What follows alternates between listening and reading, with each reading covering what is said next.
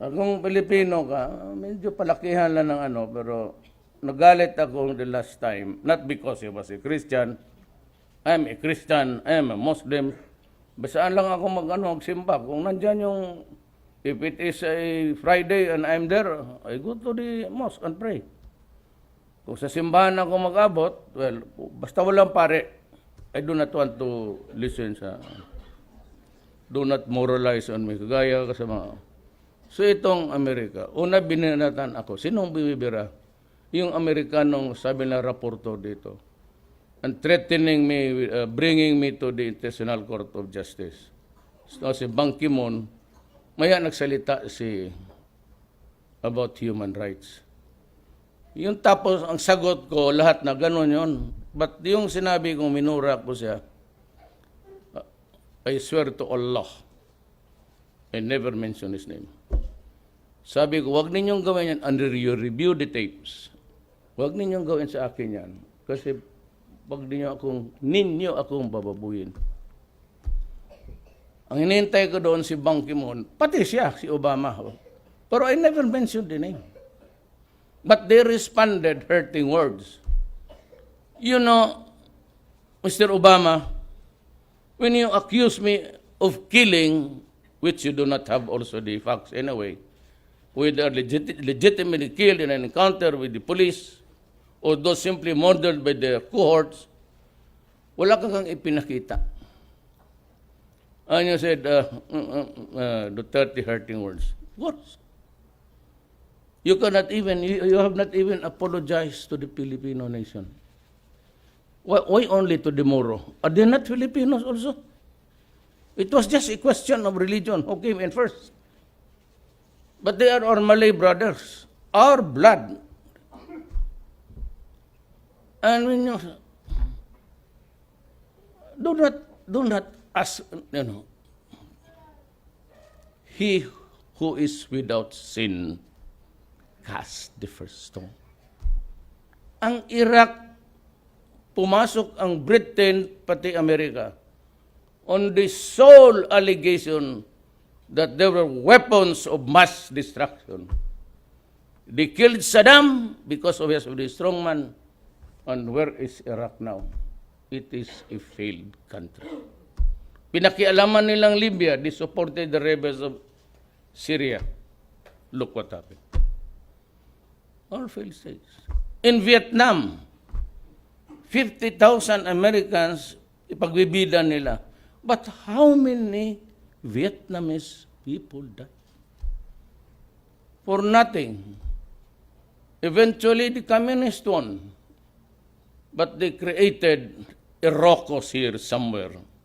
Vietnam is just across our shores. China is upper portion. Kaharap natin dito sa ng Vietnam. Yung likod dyan, Thailand. Then Cambodia, Laos. Ang Amerikano talaga. So, why blabber about me? I know that you should know, you know, that I have a serious problem in my country. And why don't you just rehab them, treat them? Kaya ka magmura. Alam mo bakit? They know, and I know, and you know, na pumasok ako dito sa gobyerno midstream. Yung budget tapos na. The budget that we are working on now is the frame budget that was prepared the previous year by the Aquino.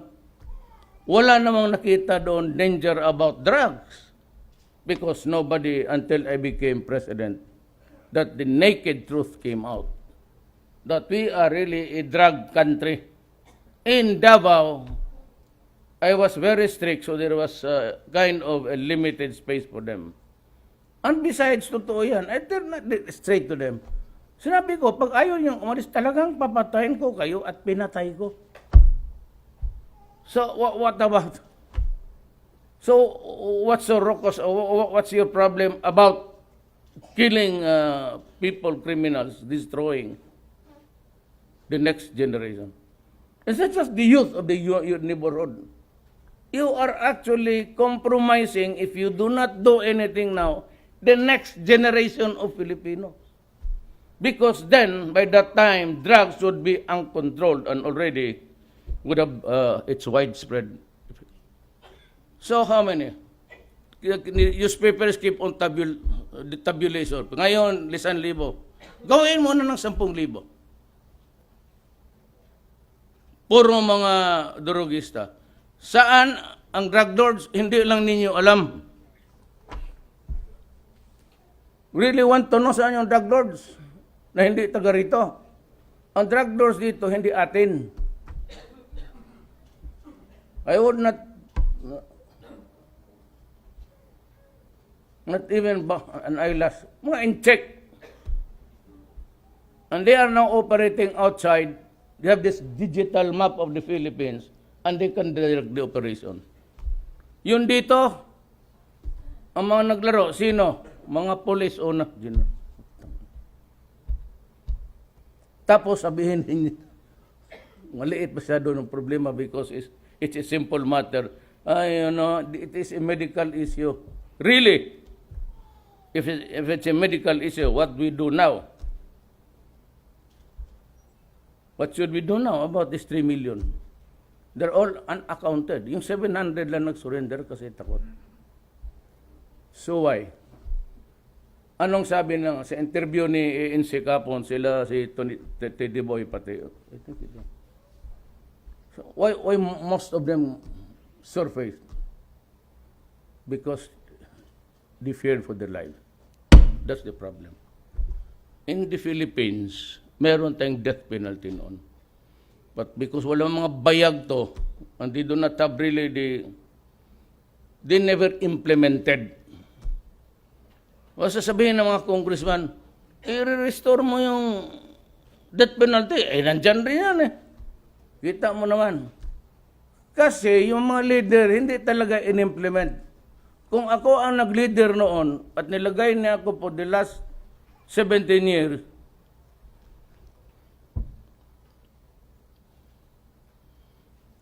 kaya hinihingi ko uli. Kaya the argument is, wala, may death penalty noon. Wala man. Wala namatay, wala. Kasi walang, you removed actually the essence of criminal law is the fear to violate the law. What prevailed was not the fear of the law, but the impunity and the absence of accountability. Kasi pag general na, pag gobernador na, pag mayor na, walang maglapit kasi takot. O kita mo ako, sinabi ko, bigyan ko kayong 24 oras, papatayin ko kayong lahat. Eh, di gobernador mayor, takbuhan sila, pawis-pawis. Kasi walang takot. Maski anong, however you bring the matter to a physical or mythical or a spiritual issue, for as long as the essence of fear is not there, fear of accountability, may papanagutan. Kaya gusto ko nga death penalty. You answer for your deeds so that you will not be prevented. If you do it, there are lawyers here. There are two theories of criminal law, criminality. One is the positivist theory. Ito yung sa Amerika. He can be rehabilitated, returned to the mainstream of society. O, tita mo nakikita. Rapist, pasok. Rape, Hudaper, labas. Ang atin, klasikal. Ako, klasikal ako. An eye for an eye, a tooth for a tooth. That's the basis. Nagkasala ka, kung may death penalty, kasalanan mo yan. Kasalanan mo yan. No. Kasi batas eh. When we are only 2 or 3 or 4 or 5, o isang barangay o isang syudad, pwede yung possibility theory mga. The imported European mga EU na you cannot trade with them if there is a penalty of death sa mga criminal law books mo. Ito mo ka hipokrito. It was Britain and America who entered there. Who divided, by the way, the Middle East? It was France, America, and Great Britain. They invaded it many times before. Got the control of their oil and this partition at yung Iraq, Iran. Huwag na tayo magbulahan ganon. Sumakay itong si Obama, sumakay si Ban Ki-moon. Dito sumakay. Alam mo kung ninong laro ito? Ako lang sabihin. Yellow yan. Dito na lang. Anak, hindi ikaw ha? Indamit mo lang man. Sorry ha. Sorry. The dress has nothing to do with it. Sinakyan na uli. They can think that if they can build a case against me, I'll be impeached. My God, I'll tell you frankly, when I assumed office, sabi ko, in this quest of mine, I am prepared to lose my honor, my life, and the presidency. It does not mean anything. If it interferes with the basic principles of my life. My values are not good as yours. Yan ang sabi mo. But it is my own value. I have a set of rules to live by. I've been true to that since I was a young prosecutor. I became a special Tanod Bayan prosecutor for how many years? Became the vice mayor, and mayor for 23 years, one time a congressman, and one time the vice mayor of my daughter. I'd like you to know that I have lived by the values that I have believed in. It's good. Dito, it will be a clean government. There will be no corruption. I will not tolerate it. Pag hindi ko kaya, mag-resign ako. Pero patayin talaga kita muna. Di ba ka didadamay, may hinihiya mo ako eh. Another reason it's the full of... Ito nandito si George. Bakit ko nilagay ang mga sundalo? Alam mo ngayon, wala kang takot ng batas. Alam mo ginawa nila sa loto, I'll tell you, dyan tayo binira ng gusto. We lost almost billions and billions of pesos. Kasi yung small time loto, tapos yung wetting ginano nila, isang operator lang yan. Nakuha nila yung concession sa to. Marami ang outlets dyan sa loto. Kanila yan. Started that, they merged it with the wetting. So pareha lang man numbers, ihulog nila ito. Yan lang ang kinita ng gobyerno. Simple case of manipulation.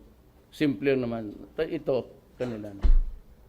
Hindi ito malalagyan mo yan ng babae na honest o lalaki na papatayin lang yan. Pilipino pa yan. May maambus yan. Sabi ko dito kayo sa police muna. Lagay ko, yung Marines. Si George naman. Kilala ko itong mga generals na ito. They're truthfully honest. I have observed it during my time. They were doing their... building their careers in Mindanao. Wala akong narinig dito sa kanila corruption. So sila ang kinuha ko. It's a very limited arena because sila rin nakilala ko noon. Maraming honest na military. The problem is I do not know them. So yung mga honest na dumaan doon, yung mga classmate ko sa dormitoryo dito, pati yung sa eskwelahan ko, yun ang mga tao na hindi naman ako imbitado dito sa Manila ng mga social gathering. I was nobody. Who would ever invite me sa debut. Wala kami noon, mahirap lang. Wala na kapag alam kung sino kami. Pero Budaho. Just let me. The first battle of Budaho was known as the Budaho Massacre. Was a counter-insurgency action fought by the United States against the Moros in March of 1906 during the rebellion phase of the Philippine-American War. Marami tayo. Spanish-American, Spanish-Filipinos. Tapos Spanish-Americans, Americans-Filipinos. May gera tayo sa kanila. So we claim this because it was a war against kanila to. Tama. If you want, I'll give you each and every one. Tutulo luha mo dito. And who is protesting about the death of people encounter with an encounter with the police? Of course, may mga tao talagang sinalvage. Those who were not afforded any extrajudicial. Hindi namin trabaho yan. Pero kung ako noon, hindi ako makagalaw. Ako, anong sundalo, ako assign sa Mindanao, ang anak ko na rape, namatay.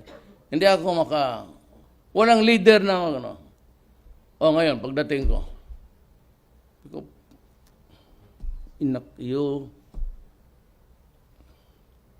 pag wala kayo niyan, I'll give you 3 months to do it. You're all out of the service.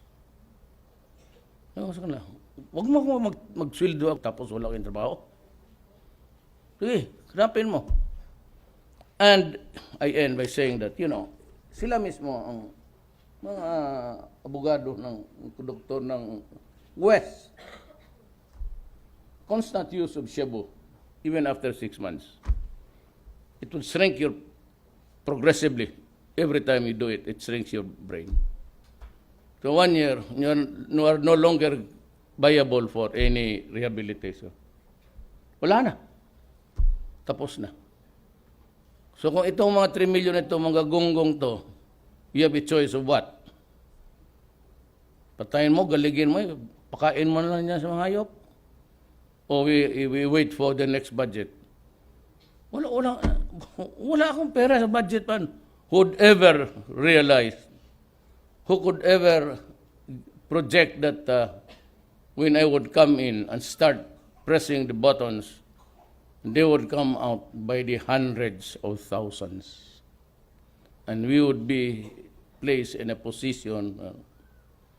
Kaya ako nag-appreciate sa China. Sa pag-isip ko, kayo lang rin ang nagdala dito, they were cooking it. Sabi ko, pag nagluto ka ng shabu, dyan sa international, parang abutan ka ng mga cutter o Pilipino, sabihin ko, pasabugin mo. Huwag kang matakot. We can always confront them. Let's say kayo. You want your cake and eat ito? Pasabugin mo. Ganon rin ang pinag-usapan namin ni Widodo. Piracy. Piracy is a crime against humanity. Wherever you are and you're caught, you can be tried in that jurisdiction. Pasabugin mo. Paano natin malaman? Habulin mo muna. Pag nakita mo gano'n, if you see just a single baski shotgun luma, pasabugin mo na. That's the agreement between Widodo. Destroy the enemies of humanity. Maraming salamat po.